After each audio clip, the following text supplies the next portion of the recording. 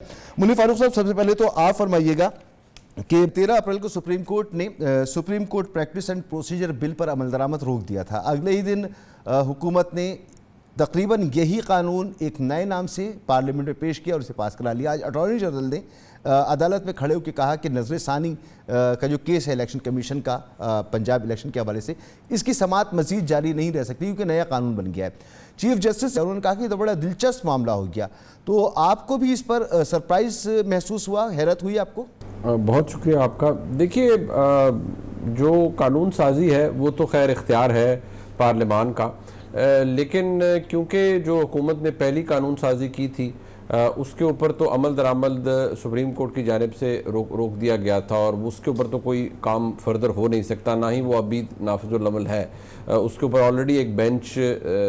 तश्कील दिया गया था और अभी उसकी गालिबन दोबारा समाअत भी होने वाली है इसी हफ्ते के अंदर। ये जो हुआ यकीनी तौर पर ये एक सरप्राइज़ था काफ़ी लोगों के लिए, हम सब के लिए, सुप्रीम कोर्ट के लिए भी। गो के इसके अंदर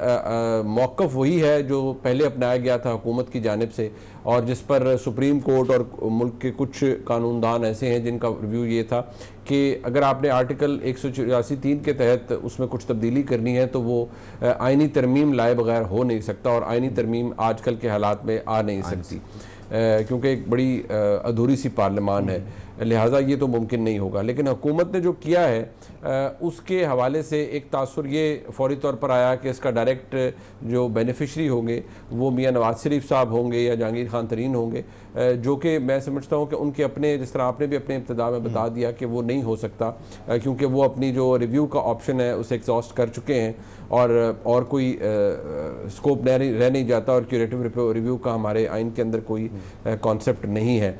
लेकिन एक जजमेंट परहैप्स ऐसी है जिसके हवाले से कहा जा रहा है, जिस पर ज़्यादा हैवीली रिलाई कर रहे हैं, जो कि मौजूद है, और वो समीउल्लाह बलोच का केस है जिसके अंदर, और वो इंटरेस्टिंगली उमर अता बंदयाल साहब की ऑथर की हुई जजमेंट है जिसके अंदर ये बात अदालत ने अपने हुक्म में लिखी थी कि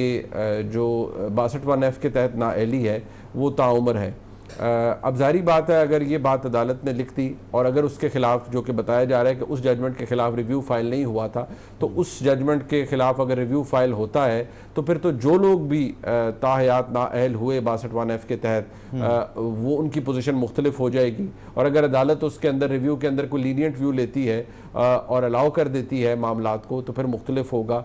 अलबत्ता ये कहना इस वक्त कबल अज़ वक्त होगा कि क्या अदालत वाकई उसको करती है। हाँ, जो फ़र्क है यहाँ वो ये है कि क्वेश्चन ऑफ फैक्ट और क्वेश्चन ऑफ लॉ दोनों को इसमें शामिल कर दिया गया है कि नाम उसका रिव्यू ही है लेकिन उसकी शक्ल थोड़ी सी अपील की भी हुकूमत ने देने की कोशिश की है। लेकिन ये बात ज़हन में रखिएगा, पार्लियामान का बनाया हुआ कानून है, मौजूद है, अभी नाफिजुल अमल है, लेकिन ऐसा नहीं है कि इस कानून को भी अदालत में चैलेंज नहीं किया जा सकता। ठीक, वो उसके लिए अदालत ने कह दिया। मुनीर साहब, मैं इस पर वापस आता हूं, कर सकते और कौन कौन इससे फ़ायदा उठा सकता है।